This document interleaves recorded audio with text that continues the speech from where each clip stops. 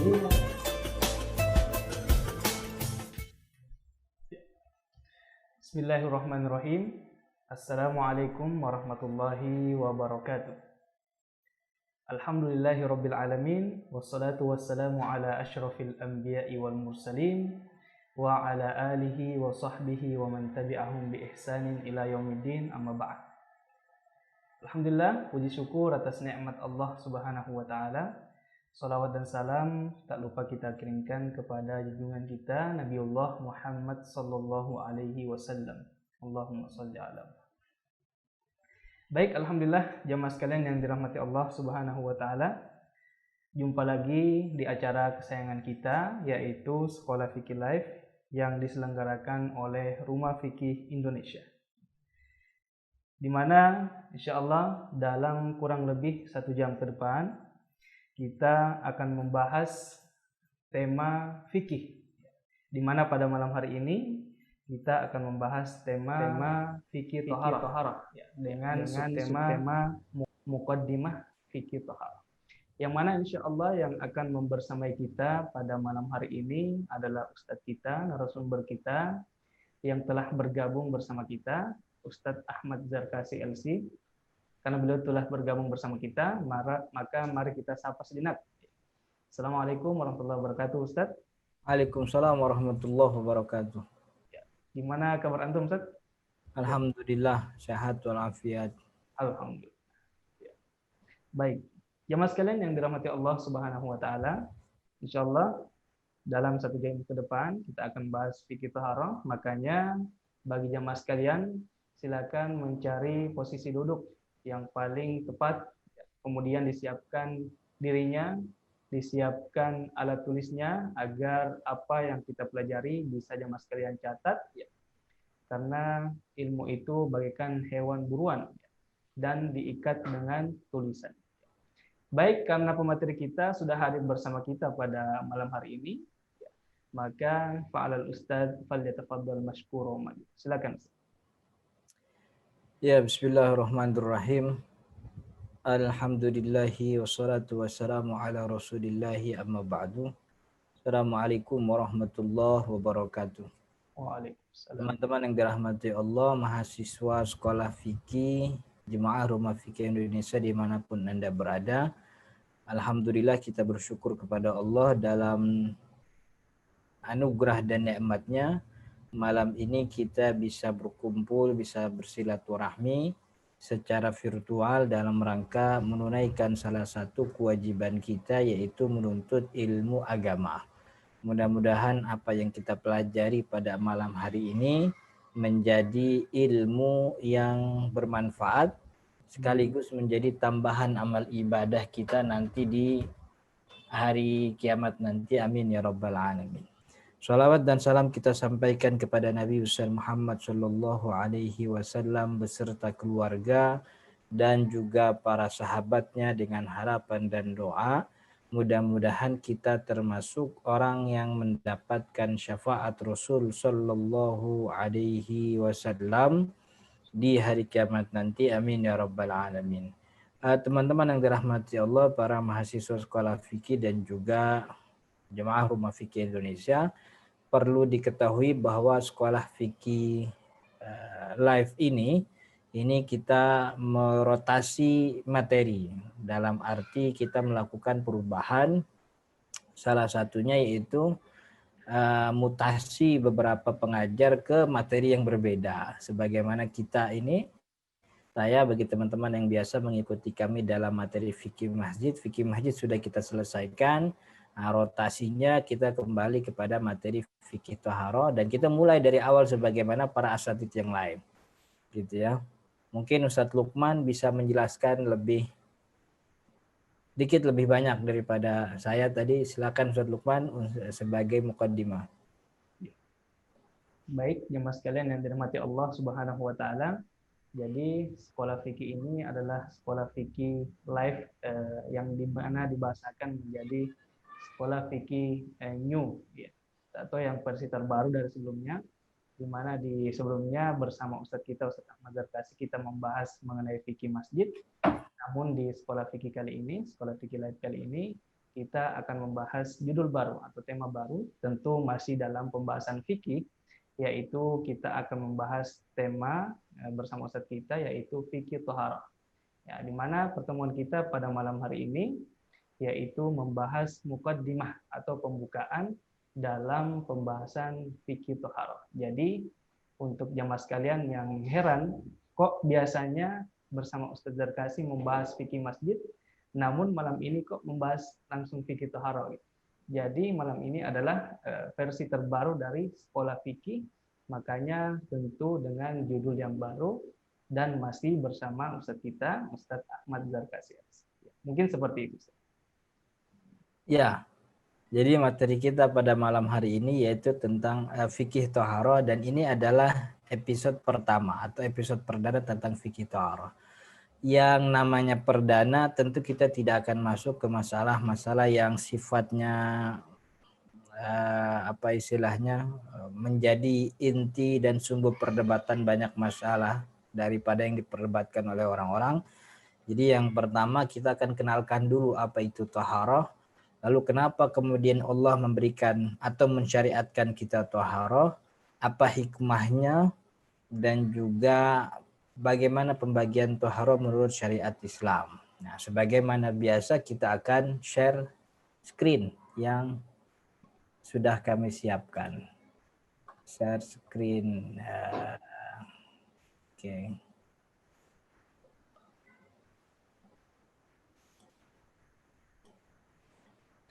Kelihatan ya Ustaz Lukman ya? Iya, kelihatan. Toharoh, hakikat dan hikmahnya. Pertama, hakikat. Hakikat itu artinya pengertian definisi.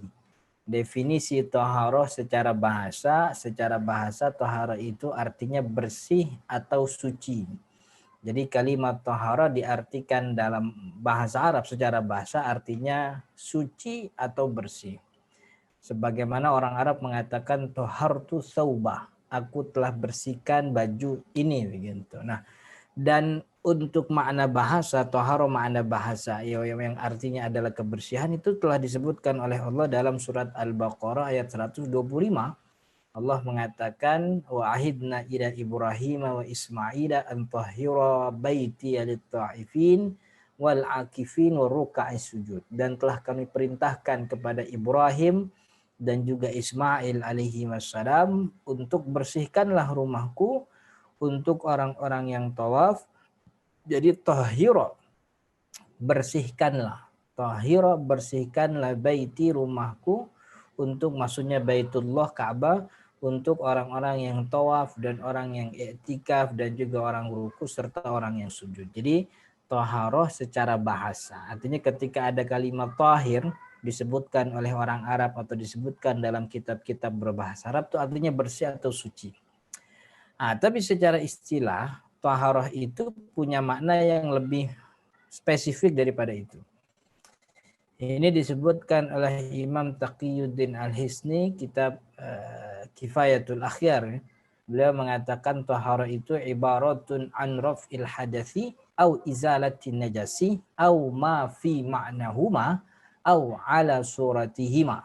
Jadi taharah itu adalah kata untuk penyebutan atau untuk kegiatan yang berarti raf'ul hadas, mengangkat hadas. Jadi tohar itu adalah istilah yang dipakai oleh ulama untuk menyebut kalimat atau menyebut sesuatu aktivitas yang mana aktivitas tersebut raf'ul hadas, mengangkat hadas, au izalatin najas, atau menghilangkan najis gitu. Maka dari definisi ini ulama juga mengatakan toharo itu fungsinya dua. Fungsinya raf'ul hadas, mengangkat hadas, dan juga menghilangkan najis. Au fi ma'nahuma, atau yang semakna dengan keduanya. Jadi kegiatan-kegiatan yang sifatnya mengangkat hadas atau menghilangkan najis itu juga toharo. Au ala suratihima, atau gambarannya sama. Dia tidak mengangkat hadas, dia tidak menghilangkan najis, tapi pekerjaannya mirip seperti toharo. Contohnya apa? Ustaz Lukman. Contohnya wudhu yang kedua, tajdid wudhu. Nah, itu. Basuhan yang kedua. Ini kita wudhu nih. Basuhan pertama tuh kan sudah cukup gitu. Basuhan yang mana dia mengangkat hadas atau dia menghilangkan najis itu basuhan pertama. Basuhan kedua udah nggak ngangkat hadas lagi. Tapi itu dilakukan tetap namanya taharah karena ala suratihima gitu. Karena dia pekerjaannya tuh mirip gambarannya seperti pekerjaan mengangkat hadas. Walaupun dia tidak mengangkat hadas. Atau juga seperti wudunya orang yang punya beser. Tahu gak beser? Ustaz Lukman. Apa itu, Ustaz? Beser, Ustaz Lukman. Beser itu yang kerannya nggak ketutup, ngocok terus. Wasir biasa saja. Terus-terusan, ya. Pup terus-terusan. Ada gak orang yang beser pup? Ada ya, orang tua yang udah tua renta nggak ngerasa lagi keluar, atau apa namanya beser kentut. Nah, dia melakukan wudhu, tapi wudhunya itu kan tidak mengangkat hadas, tidak juga menghilangkan najis. Ya najisnya tetap ada, hadasnya tetap ada. Tapi itu disebut toharoh karena dia lakukan itu sebagai apa namanya untuk istibahatis shalah, membolehkan dia. Jadi itu toharoh ya. Toharoh itu dua, raf'ul hadasi au izalatun najas. Mengangkat hadas atau menghilangkan najis. Nanti di episode selanjutnya kita bahas nih apa bedanya hadas dengan najis, najis dengan hadas. Hadas maksudnya apa, najis maksudnya apa, bagaimana cara mensucikannya, insya Allah di episode yang akan datang. Nah kemudian perhatian Islam terhadap kebersihan. Jadi syariat pensyariatan toharoh ini adalah apa istilahnya memang apa secara khusus Islam tuh punya perhatian yang sangat tinggi terhadap kebersihan. Bahkan dalam sabda Nabi Muhammad SAW, Nabi Muhammad pernah mengatakan gimana al-Islamu nadzifun fatanazzafu, kan gitu. Islam tuh agama yang bersih, maka bersihlah kalian gitu. Jadi itu sesuatu yang apa namanya Islam datang dengan itu begitu perhatiannya. Apa bentuk perhatiannya? Banyak syariat-syariat dalam Islam ini, banyak ritual dalam Islam ini yang mengedepankan atau hasilnya itu adalah membersihkan diri atau menghilangkan najis. Contohnya ini, perintah wudhu di setiap sholat. Ini kan salah satu bentuk perhatian ya. Artinya bukti bahwa Islam itu sangat memperhatikan kebersihan. Setiap 5 kali waktu itu ada perintah wudhu gitu. Apalagi lagi zaman pandemi sekarang nih kan, orang sering apa namanya kampanye cuci tangan bersih badan tuh sudah lagi digalakan, dan Islam tuh udah beresin itu sejak dulu kan gitu. Nabi Muhammad udah ngajarin itu cuci tangan, wudhu, mandi dan sebagainya. Kemudian ada perintah membersihkan gigi kan gitu. Laula an asyqa ummati la amartuhum bisiwaki inda kulli shalah. Jadi membersihkan gigi itu kan salah satu your internet connection it is unstable. Mudah-mudahan udah stabil nih. Gimana Ustaz Lukman? Aman? Aman, Ustaz. Oke. Kalau seandainya itu memberatkan umatku, pastilah aku akan perintahkan siwak di setiap mau sholat. Jadi siwak, sikat gigi. Artinya sebelum orang menemukan ada teknologi namanya toothpaste, sikat gigi, pasta gigi. Jauh sebelum itu Nabi Muhammad sudah mensyariatkan itu. Bahwa kalian orang itu kan demen yang namanya mulut wangi, mulut harum, gigi bersih. Maka ada syariat namanya siwak. Dulu ada kayu namanya kayu arok, kayu siwak, kan begitu. Jauh sebelum orang-orang memikirkan toothpaste, Nabi Muhammad mensyariatkan itu. Adanya sikat gigi. Jadi Islam datang memang dengan syariat-syariat yang hasilnya adalah membersihkan badan. Termasuk ya jullu ahkami itu kan membersihkan hati daripada penyakit hati itu sendiri gitu. Dalam sabda yang lain Nabi Muhammad mengatakan as-siwaku matharatun lil fami mardhatun lirabbi, kan gitu. Siwak itu matharoh. Apa matharoh? Matharoh itu jadi bisa mensucikan fam, mulut, dan dia juga mendatangkan ridho daripada Allah Subhanahu wa taala. Artinya siwak itu bukan cuma membersihkan gigi, tapi juga dia bagian daripada syariat Islam yang mengerjakannya itu mendatangkan pahala. Kemudian mencuci tangan setelah bangun tidur. Dan ini kan syariat Islam. Ya kan kata Nabi Muhammad, "Idza staiqadha ahadukum min naumihi falyaghsil yadahu qabla an yudkhilaha fil ina." fa inna ahadakum la yajri aina batat yaduhu gitu.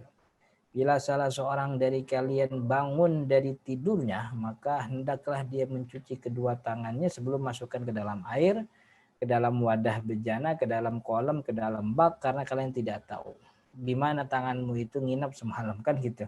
Jadi ini syariat Islam. Bangun tidur pun kita ada syariat cuci tangan. Jadi sebelum tangan itu megang mulut, megang dan sebagainya, masuk ke kamar mandi, cuci dulu tangannya. Itu perhatian kita.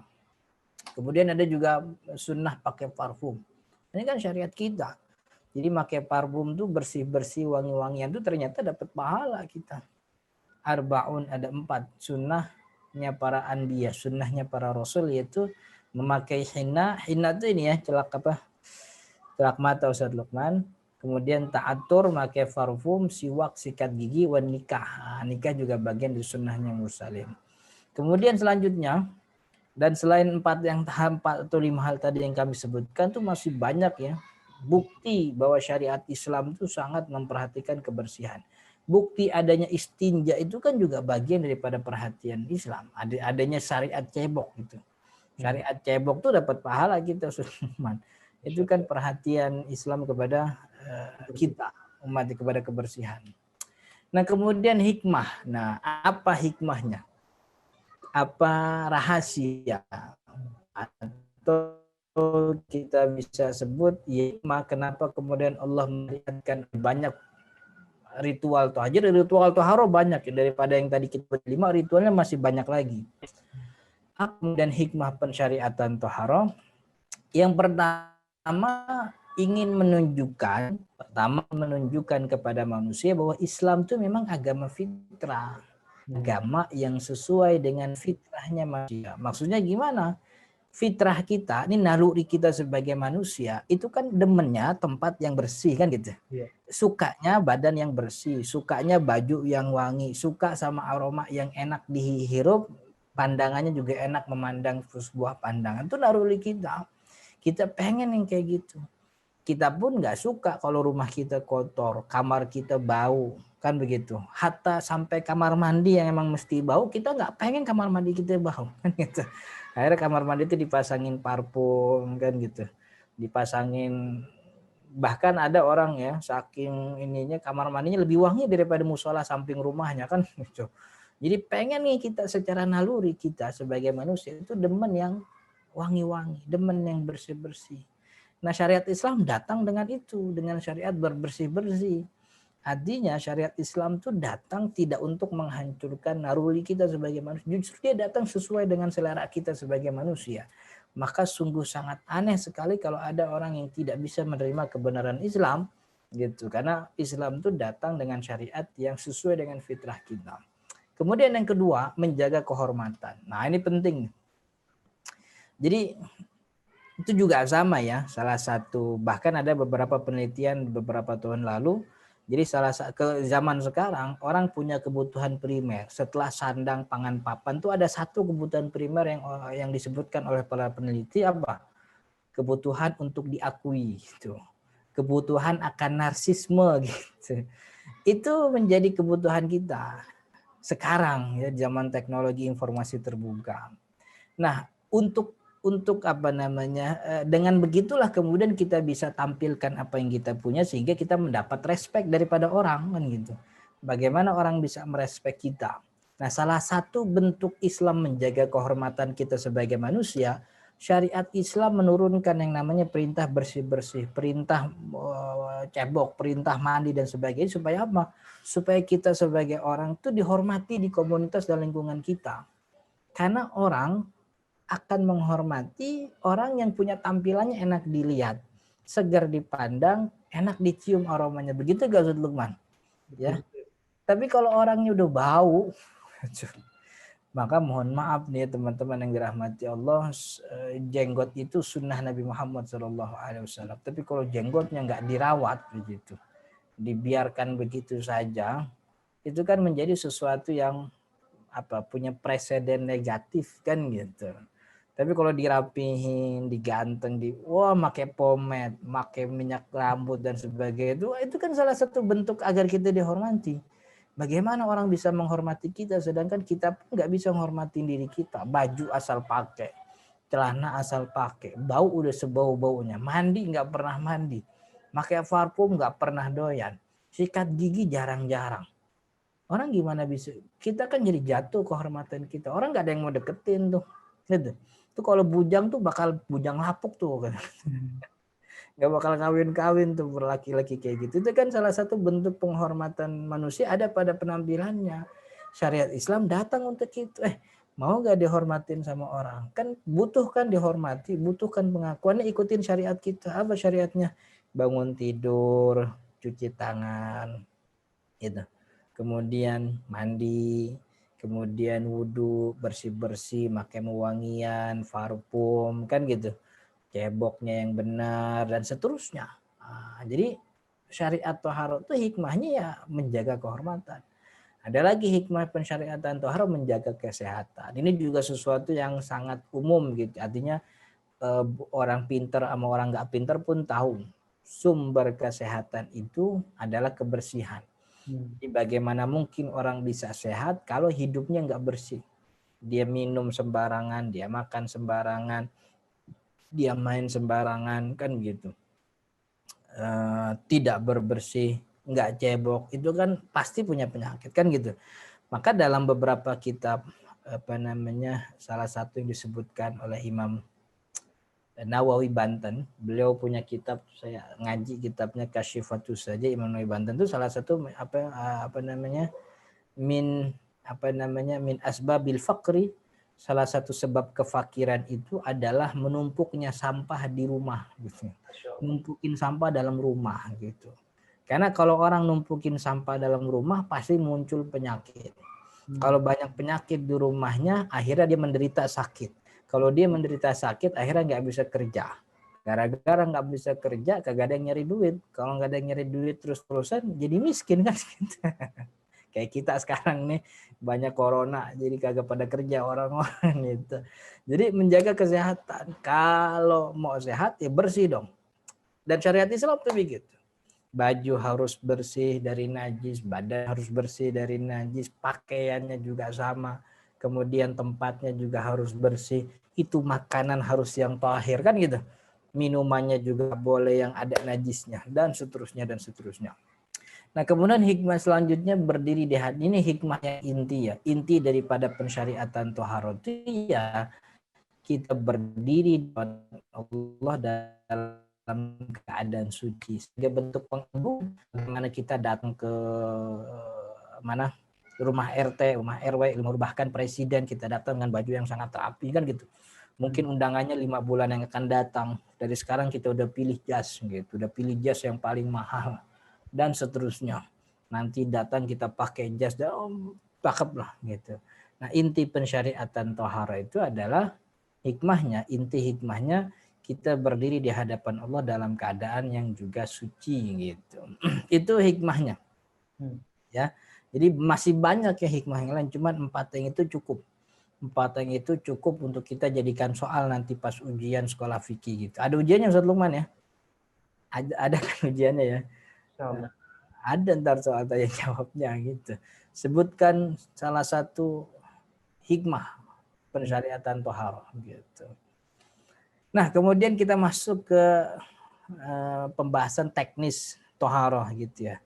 Tadi mukaddimahnya, sekarang teknisnya. Bahwa toharo itu ada pembagiannya. Nah, sebagaimana tadi kita singgung bahwa toharo itu fungsinya kan 2. Yaitu pertama dia mengangkat hadas, yang kedua menghilangkan najis. Maka pembagian toharo itu pun kita bagi sesuai dengan fungsinya. Pembagian toharoh yang mana fungsi sebagai mengangkat hadas, pembagian toharoh yang mana fungsi sebagai menghilangkan najis. Yang pertama dulu kita akan bahas toharoh sebagai pengangkat hadas. Fungsi toharoh sebagai pengangkat hadas itu pembagiannya ada 2. Pertama toharoh sugro gitu ya. Toharoh kecil. Maksudnya apa toharoh kecil? Toharoh sugro itu adalah toharoh yang fungsinya untuk mengangkat hadas kecil. Apa itu hadas kecil?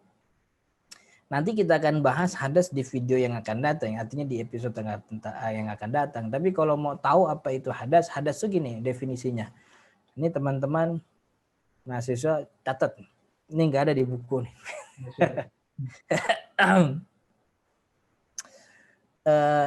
Apa namanya? Amrun i'tibariyun. Amrun i'tibari. Aduh, saya lupa. Ntar dulu saya buka dulu buku kitabnya. Yang namanya hadas itu adalah amrun i'tibari yaqumu bil badani yamna sihhatas salati haitsu lam yurakhas. Itu namanya hadas. Amrun i'tibari yaqumu bil badani. Amrun i'tibar. Hadas itu amrun perkara i'tibar, perkara yang sifatnya abstrak, tidak ada bendanya, tidak ada wujudnya. Itu namanya hadas. Jadi hadas itu status badan. Dan kalau dilihat hadasnya mana? Ya nggak kelihatan karena dia i'tibari, abstrak, perkara yang non fisik. Dia perkara yang i'tibar, perkara yang abstrak. Yaqumul bil badani, dia nempel pada badan kita. Gitu. Dia nempel pada badan kita, yamna sihhatas sholati, yang mana kalau itu nempel pada badan kita, kita tidak dibolehkan untuk melaksanakan ibadah sholat atau yang membutuhkan taharah. Malam yurakhas, selama hadas itu tidak diberi keringanan. Karena ada beberapa hadas yang diberi keringanan kan gitu. Seperti orang yang beser itu hadas tapi diberi keringanan. Itu namanya hadas gitu. Nah, pembagian toharoh dalam fungsi toharoh mengangkat hadas itu ada dua. Ada toharoh sugro dengan toharoh kubro nanti. Toharoh sugro, toharoh kubro, toharoh yang memang fungsinya mengangkat hadas sugro, hadas kecil. Apa itu hadas kecil? Hadas kecil itu hadas yang disebabkan oleh keluarnya sesuatu dari lubang kemaluan. Seluruh hal yang keluar dari lubang kemaluan itu membuat dia berhadas. Tidur dalam keadaan tidak menempel pantatnya di atas tanah. Hilang akal, menyentuh lawan jenis yang bukan mahram, dan juga menyentuh kemaluan dengan telapak tangan dalam. Itu hadas kecil. Nah, toharoh sugro ini bentuknya apa? Bentuknya adalah wudu gitu. Jadi toharoh sugro, toharoh yang fungsinya mengangkat hadas sugro atau hadas kecil, dan bentuknya adalah wudu gitu. Paham ya sampai sini? Mudah-mudahan paham nih. Kemudian ada namanya toharoh kubro. Iya, namanya toharoh kubro ya, toharoh gede gitu ya. Maka ini toharoh yang fungsinya mengangkat hadas besar. Bagaimana bentuknya? Bentuknya mandi. Mandi janabah, mandi junub, mandi besar, mandi wajib, mandi apa lagi? Itulah namanya. Hadas besar tuh apa? Apa sebab orang membuat hadas besar? Ada 6 kan? Salah satu syarat juga, salah satu triku fihi rijalu bisa. Ada 6, gimana sih 6 hal. 3-nya itu laki perempuan, 3 khusus perempuan. Pertama kita ini internet connection is unstable. Nah, pertama iltiqaul khitaini, bertemu khitan atau jima. Yang kedua inzalul mani, keluar air mani. Yang ketiga al-mautu, kematian. Ini 3 hal ini laki perempuan dapat. Tapi ada 3 hal lagi yang merupakan khusus perempuan. Haid, nifas, al-wiladah. Haid, nifas, dan juga wiladah. Haid, nifas, dan melahirkan. Itu yang membuat orang berhadas besar. Apa bentuknya? Mandi janabah, mandi gitu. Jadi toharoh kalau sebagai fungsi mengangkat hadas ada 2. Karena memang hadas 2, hadas kecil, hadas besar.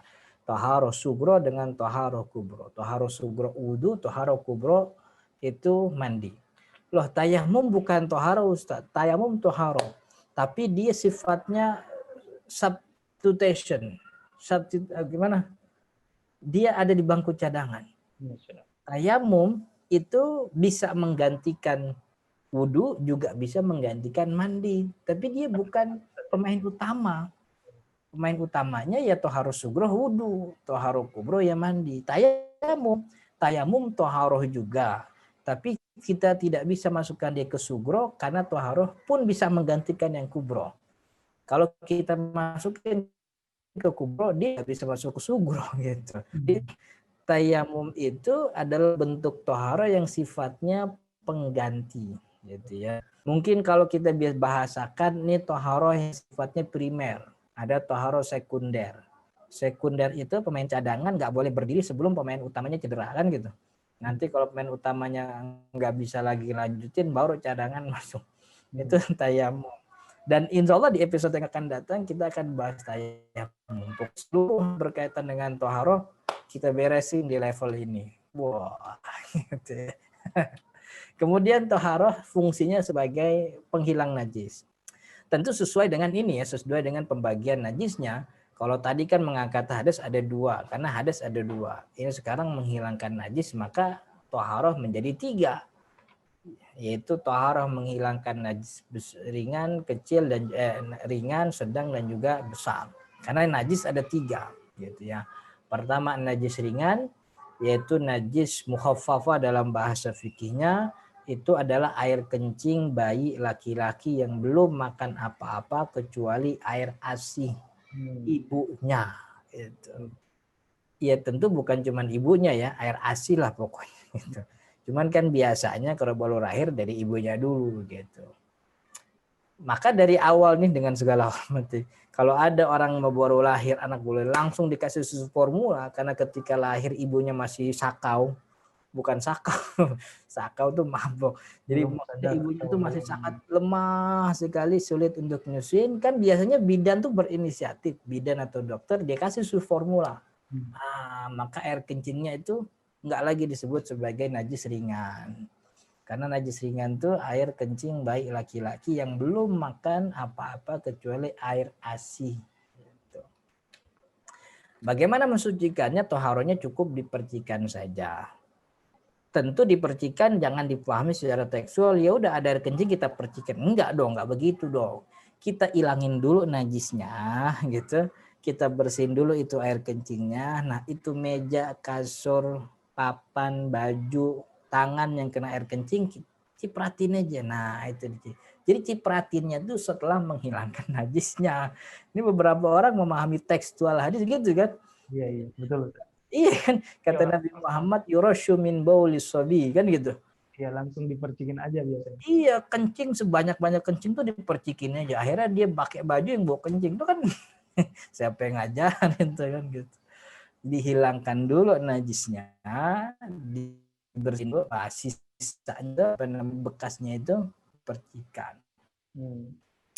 Kemudian najis besar. Najis besar ini dalam mazhab Asy-Syafi'i anjing dan babi. Wa matawallada min ahadihima ay minhuma. Dan apa yang lahir daripada anjing dan babi atau anjingnya atau babinya gitu. Pokoknya anjing babi udah najis banget dah kalau Syafi'i itu udah najis. Persilangannya mungkin. Kenapa? Hasil persilangan apapun gitu. Iya, kalau ada orang iseng gitu ya, babi laki di satu kandangin sama anjing perempuan gitu. Jadi itu lahirnya tuh bajing, babi anjing. Ini kita lagi nggak boleh ngomong-ngomong anjing. Ada yang pidanain ntar. Ganti pakai kalimat guguk. Ntar kalau guguk ada yang marah juga karena ada orang namanya guguk juga. Pokoknya anjing babi. Nah, kenapa dikatakan najis besar? Karena cara mensucikannya, cara toharonya beda, yaitu dengan 7 kali bilasan, 7 kali basuhan air, salah satunya dengan dengan tanah. Itu najis besar. Kemudian selanjutnya najis sedang, yaitu selain keduanya, dia bukan najis kecil, dia juga bukan najis besar, maka itu namanya najis ringan, najis sedang. Bagaimana cara mensucikannya? Dihilangkan sifatnya, warna, rasa, dan aroma. Hilang tuh tiga sifatnya, selesai sudah. Bagaimana cara menghilangkannya? Digesek boleh, dikeset boleh, dijemur boleh. Cuman tentu yang paling ampuh gitu ya, pakai air. Bahkan dalam pendapat Asy-Syafi'i, dalam salah satu qaul Asy-Syafi'iyah, itu memang harus pakai air. Ini ada air kencing anak kita kecil, cuman setetes 2 tetes gitu. Itu kalau memakai pendapat kebanyakan ulama, hilang aja, yang penting kita hilangin. Kita ambil tisu, kita ambil, hilang, selesai. Tapi dalam pandangan beberapa ulama Syafi'i itu harus diguyur pakai air. Jadi setelah kita hilangkan, tuangin air sebagai bilasan. Karena tetap harus pakai air. Itu pandangan Asy-Syafi'i. Tapi nanti najis dan hadas ini kita bahas ini ya. di video yang akan datang. Nah, 3 hal ini, najis kecil, ringan, dan sedang, dan juga hadas kecil, hadas besar tadi sebelumnya, ini juga memberikan informasi kepada kita bahwa toharo itu adalah ibadah ritual, ibadah ta'abudi, bahasa yang kerennya dogmatis gitu. Ini ritual dogma. Yang namanya dogma itu kita cuma tinggal ngikutin aja. Dan biasanya yang namanya dogma itu tidak bisa dilogikakan, sulit dilogikakan. Kita bisa mencari hikmahnya, tapi bukan itu ibadahnya, bukan di situ ibadahnya. Ibadahnya adalah pada teknis ibadah itu sendiri. Jadi bukan pada hikmahnya itu gitu. Kenapa kemudian yang tadi ya, kenapa air kencing jadi najis hadasnya kecil, padahal najis kan gitu. Tapi air mani yang keluar tuh suci, kenapa jadi hadas besar? Itu ritual. Kemudian ini, kenapa anjing dan babi, kenapa air kencing anak laki-laki yang belum makan, itu sifatnya dogmatis gitu ya. Sesuatu yang sulit untuk dilogikakan. Dan kita ya beribadah bukan pada ilmu apa kenapa ini dan kenapa, tapi kita beribadah dengan teknis ibadahnya. Kalau dalam bahasanya Profesor Dr. Ali Jum'ah, amrun lahuti namanya. Perkara ilahi gitu. Amrun lahutiyun, perkara ilahi. Kan gitu. Kita ini kalau kata Sayyidun MZ itu alam lahuti kan gitu. Sidratul Muntaha itu alam lahuti gitu. Alamnya ilahi. Kita ini masih nasud, alam nasud gitu. Naik lagi langit malakut. Itu bahasa Sayyidun MZ kan begitu. Jadi maksudnya kita tuh nggak nyampe ke situ. Udah kita di alam nasud. Alam nasud dapat wahyu dari alam lahud. Alam lahud bilangnya gini, ikutin dah beres gitu. Hikmahnya kita bisa cari, tapi hikmah itu bukan inti ibadahnya kan gitu. Jadi inti ibadahnya kita melaksanakan. Jadi kenapa ada pembagian ini? Karena syariat yang membagikan itu gitu. Itu sulit untuk dijawab, sebagaimanapun kalau ada pertanyaan kenapa sholat subuh 2 rakaat? Ya dari sononya emang 2 rakaat gitu. Nggak usah nanya kenapa 2 rakaat. Kita tuh diminta untuk ngerjain, bukan diminta untuk kenapa 2 rakaat gitu. Wallahu ta'ala alam, mudah-mudahan ada manfaatnya. Insyaallah kita lanjut di video-video yang akan datang, di episode yang akan datang. Silahkan Ustaz Lukman, kita buka sesi tanya jawab, atau mungkin ada materi atau ada informasi tambahan yang mungkin bisa kita gali dari para jemaah teman-teman. Baik, tentu kita berterima kasih kepada narasumber kita, Ustadz Ahmad Zarkas LC, atas materinya pada malam hari ini berkaitan tentang judul kita, yaitu Muqaddimah Fikih Taharah. Ya, seperti biasa jamaah sekalian yang dirahmati Allah Subhanahu wa taala, jamaah Sekolah Fikih Live dimanapun berada, saatnya kita masuk ke sesi tanya jawab atau sesi diskusi. Bagi jemaah sekalian, silahkan untuk bertanya langsung dengan menggunakan fasilitas angkat tangan di Zoom. Bagi jemaah sekalian yang live bersama kita di fanpage Facebook Rumah Fikih, maka bisa menuliskan pertanyaan di kolom komentar. Bagi jemaah yang live juga bersama kita di channel YouTube Rumah Fikih Indonesia, maka jangan berkecil hati, kita akan jawab pertanyaan yang masuk di kolom komentar. Ya. Baik, sudah ada yang mengangkat tangan dari Pak Ahmad MZ. Kita persilahkan Pak Ahmad MZ. Silahkan. Silahkan Pak Ahmad. Assalamualaikum Ustaz. Assalamualaikum warahmatullahi. Langsung aja saya mau nanya ini yang pertama. Saya jadi lupa mau nanya apa. Toharo ini di dalam ritual ibadah kita itu fungsinya dia hanya sebagai prasyarat sebelum ritual ibadah, ataukah dia punya fadilah atau pahala sendiri gitu, Ustaz? Ya. Atau jadi satu rangkaian dengan ibadah itu? Itu ya. Satu. Yang kedua, tadi ada tohara kubro ya? Ya. Apakah otomatis ketika kita melakukan tohara kubro, tohara sughronya tercover gitu, Ustaz? Ya. Itu yang kedua. Yang ketiga, ini saya diprotes sama istri, Tanya banyak-banyak katanya. Yang ketiga ini Ustaz. Tadi yang contoh-contoh najis sedang selain yang Ustaz sampaikan tadi apa aja Ustaz? Makasih. Ya, Baik, silakan Ustaz. pertama toharoh. Toharoh itu dia adalah ibadah. Dia aslinya ibadah gitu ya. Artinya dengan melakukan toharoh itu sendiri kita sudah mendapatkan pahala. Tapi memang dari satu sisi toharoh ini memang ibadah yang menjadi syarat untuk ibadah yang lain. Tapi menjadi atau posisinya dia, statusnya dia sebagai syarat untuk ibadah yang lain tidak berarti bahwa dia itu tidak bisa dilakukan kalau tidak ada ibadah yang menjadi tersyaratnya tersebut kan gitu. Maka itu dalam istilahnya ta'rif atau definisi wad'i tentang syarat itu tidak berarti kalau ibadahnya tidak ada kemudian prasyaratnya tidak boleh dikerjakan. Boleh dikerjakan dan itu menjadi ibadah tersendiri begitu. Karenanya dalam toharo pun kita punya niat dan niatnya itu terbagi menjadi beberapa niat tergantung dengan apa maksud dan tujuan toharo itu sendiri. Dan toharo secara khususnya itu memang sebuah ibadah. Jadi ketika Pak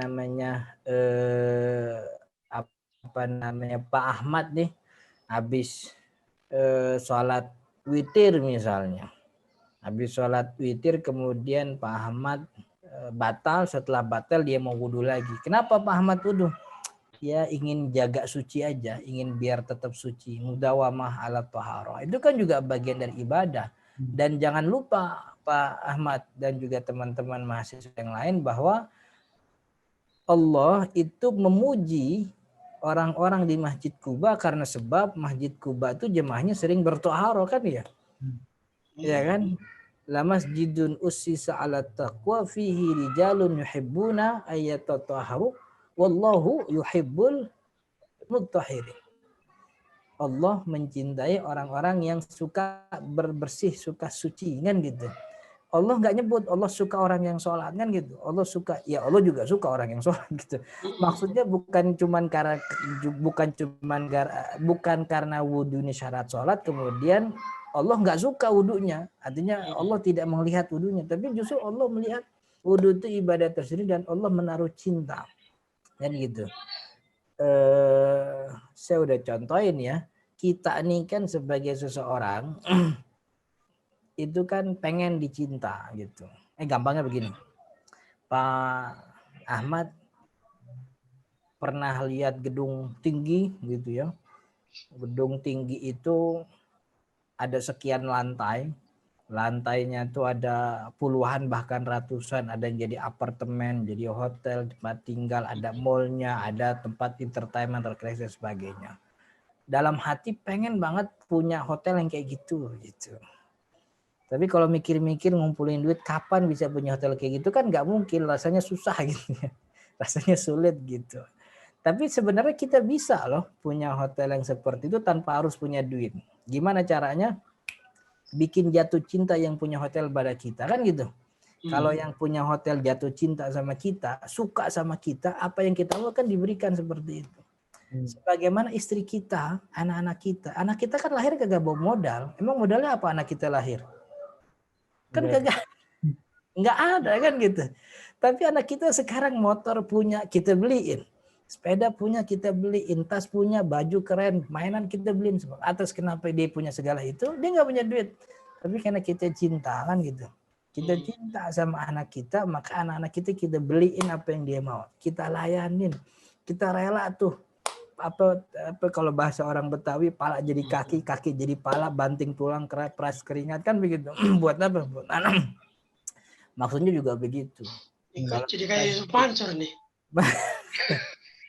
Kalau kita hidup mau jadi orang yang enak hidupnya, ya yang punya hidup ini Allah, kita bikin Allah cinta sama kita salah satunya dengan dawam toharoh itu gitu. Jadi toharoh itu Ya ibadatun bihiyaliha gitu. Dia ibadah seitu-itunya juga ibadah. Jadi bukan, iya dia prasyarat memang, tapi bukan berarti kalau prasyarat menjadi bergantung kepada yang tersyarat, tapi tidak dia sendiri ibadah. Kemudian yang kedua masalah apa tuh Ustaz Lukman? Lupa tuh. Saya juga lupa. Mungkin bisa diulangi pertanyaan. Toharo kubro ya, toharo kubro. Apakah kalau orang sudah bertoharo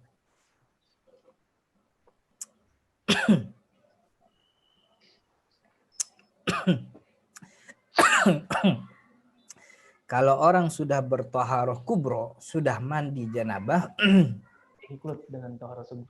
ya, apakah hadas kecilnya itu juga tercover? Iya. Setidaknya itu pandangan Asy-Syafi'iyah. Orang yang melakukan mandi janabah karena dia junub, begitu kemudian dia mandi janabah, maka mandi janabahnya itu sudah membuat dia suci. Artinya dia tidak perlu lagi untuk berwudu ketika dia ingin sholat. Dengan catatan ketika dia mandi janabah, tidak ada hal yang membuat dia berhadas dia lakukan. Tidak ada penyebab-penyebab hadas kecil dia lakukan. Ini mandi janabah nih, kita mandi. Mandinya tapi sambil pegang kemaluan. Nah, megang kemaluan kan pembuat hadas kecil. Maka setelah mandi dia wajib wudhu lagi. Kenapa? Karena ketika mandi dia melakukan hal yang membuat dia berhadas kecil gitu. Ya hadas besarnya terangkat karena dengan dia mandi. Tapi megang kemaluannya kan belum terangkat. Nah itu hadas kecil. Tapi kalau dia mandi dan dia tidak melakukan hal-hal yang membuat dia berhadas kecil, dia nggak kentut, dia nggak buang air, dia nggak megang kemaluan, dia gak tidur lagi mandi kan. Itu setelah mandi beres tuh wudhunya. Artinya udah boleh langsung sholat. Kalau kita mandi di kolam renang, nah ya kan, ambil papan yang lumayan tinggi, 12 meter lah. 12 meter tinggi banget. Pas loncat langsung nawaitul ghusla rafil hadasil cepur. Keluar kolam, naik, udah beres tuh, boleh sholat. Karena dia melakukan hadas besar tapi tidak melakukan sama sekali apa yang membuat dia hadas kecil. Jadi bisa emang begitu. Setidaknya itu pandangan Asy-Syafi'iyah memang. Walau memang ada perdebatan, tapi madhab Asy-Syafi'iyah, orang yang sudah mandi janabah itu tidak perlu lagi berwudu ketika dia ingin sholat karena sudah yandarij. Yandariju apa ya? Yandariju shagiru tahtal kabir. Yang kecil ngikutin yang gede gitu. Kemudian yang ketiga, Ustadz Lukman, pertanyaan Pak Ahmad yang ketiga, najis sedang itu yang apa contohnya? Pokoknya najis sedang tuh selain najis kecil dan juga najis besar. Jadi gini, najis kecil kan air kencing bayi laki-laki yang belum makan kecuali air ASI. Najis besar anjing dan babi. Maka mana najis sedang? Najis sedang tuh ya bukan dua-duanya. Lain keduanya ya. Ya bukan air kencing yang belum air kencing bayi laki-laki, dia juga bukan anjing. Jadi seluruh najis itu umumnya ada najis sedang gitu. Jadi semua najis yang bukan dua ini, bukan air kencing bayi laki-laki, bukan juga anjing dan babi, itu najis sedang semuanya gitu. Gitu Pak Ahmad. Ya. Satu lagi boleh nggak? Baik, silakan Pak. Itu tadi toharo tadi dibilang dia tetap dapat pahala ya meskipun itu sebagai prasyarat tetapi tidak dilakukan dalam ritual ibadah. Ya. Tetapi itu syaratnya mesti diniatkan ya. Kalau misalnya kayak kita cebok nih istinja, kan tiap hari nih kan, mesti kan kita boker tuh. Itu kalau cuma aktivitas sehari-hari itu nggak bisa dihitung sebagai ibadah gitu ya? Itu ibadah, membersihkan najis itu ibadah. Istinja itu bagian dari ibadah. Istinja bagian daripada ibadah. Gitu. Meskipun kita tidak niat gitu. Ya tentu kan niat itu kan fungsinya untuk membedakan antara ibadah dan kebiasaan. Kalau memang itu punya kemiripan dengan kebiasaan, ya maka butuh niat agar dapat pahala gitu. Nah cebok itu kan punya kemiripan dengan kebiasaan kan ya. Iya. Maka memang butuh niat untuk bisa mendapatkan pahala gitu. Jadi niat itu dibutuhkan untuk membedakan. Kalau ada ibadah yang tidak mirip dengan apa-apa, kayak baca Al-Quran kan ibadahnya nggak mirip sama siapa-siapa. Ya baca Quran ya baca Quran. Jadi dia tidak mirip dengan kebiasaan, dia juga tidak mirip dengan ibadah yang lain. Maka baca Quran nggak perlu niat. Iman kita kan juga nggak perlu niat. Nawaitul imana billah tuh kan nggak ada. Karena iman kepada Allah tuh kan ibadah yang nggak punya kemiripan sama ibadah-ibadah yang lain. Begitu, Ustaz. Oke, makasih. Ya. Baik, terima kasih Pak Ahmad atas pertanyaannya. Selanjutnya ada beberapa pertanyaan yang masuk di channel YouTube Rumah Fikih. Baik, saya bacakan. Yang pertama dari Lutfi Zain. Apakah minyak wangi yang mengandung alkohol boleh dipakai buat sholat? Silahkan.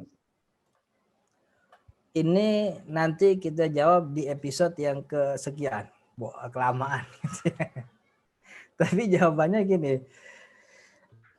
Ini masalahnya dalam pembahasan najis nanti. Najis, kalau baca najis masih agak dekat nih, insya Allah di episode kedua atau ketiga. Bahwa ada najis yang sifatnya tuh diperdebatkan.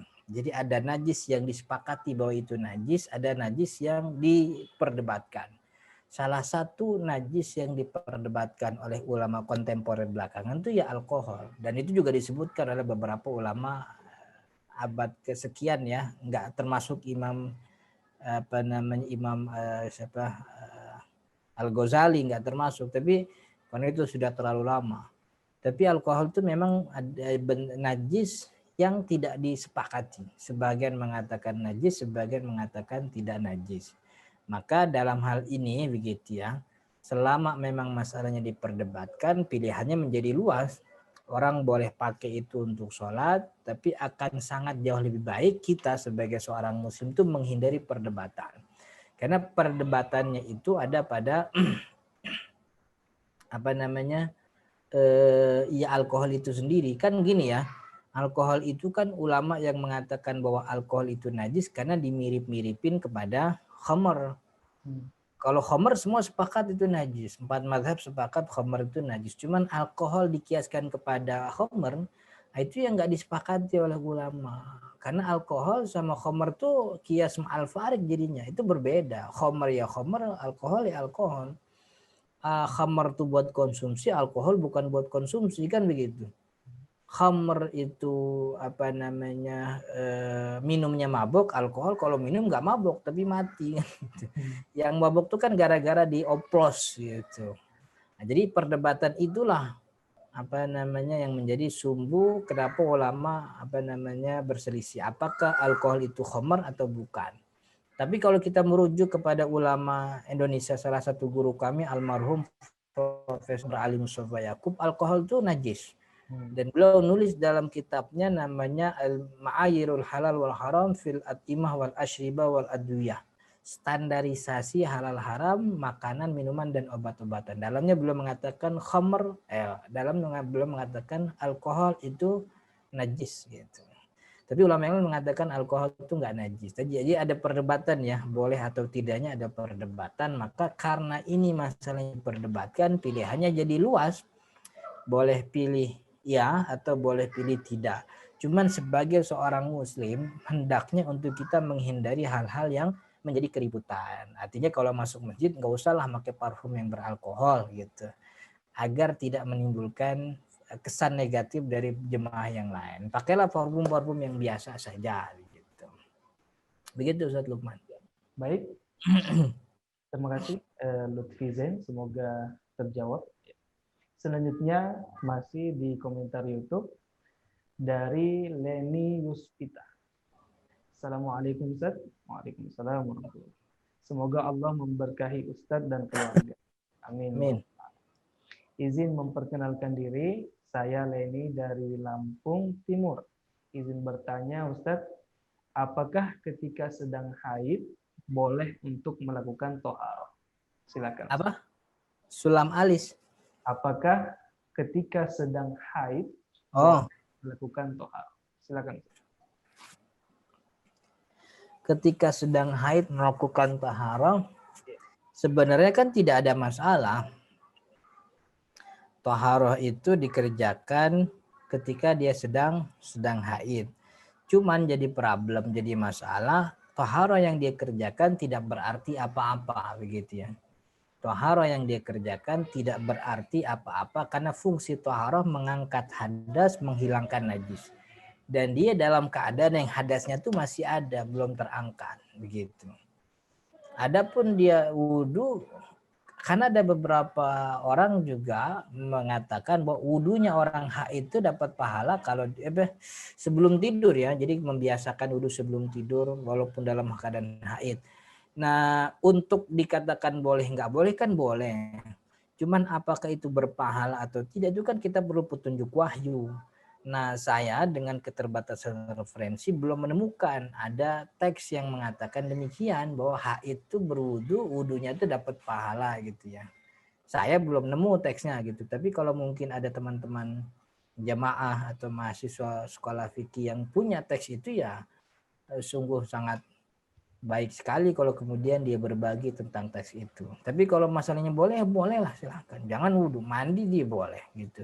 Cuman apakah itu berfungsi? Kan tentu tidak, karena fungsi toharoh menghilangkan hadas, mengangkat hadas dan menghilangkan najis. Dan dia dalam kondisi yang tidak bisa dua-duanya itu. Gitu. Lalu apakah berpahala? Nah, untuk urusan pahala itu tidak, kan bukan urusan kita nih.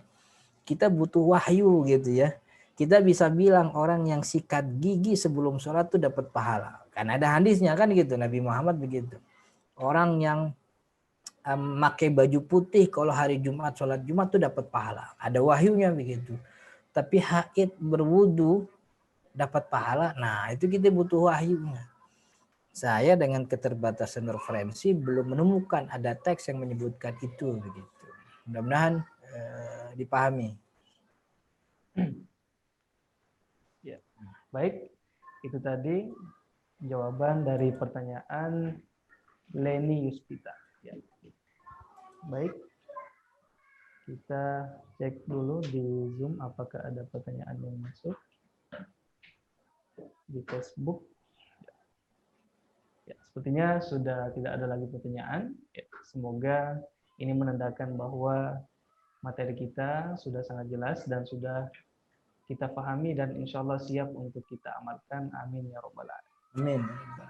Baik, tentu kita ucapkan terima kasih jazakallahu khairan kepada narasumber kita yang telah hadir bersama kita pada malam hari ini.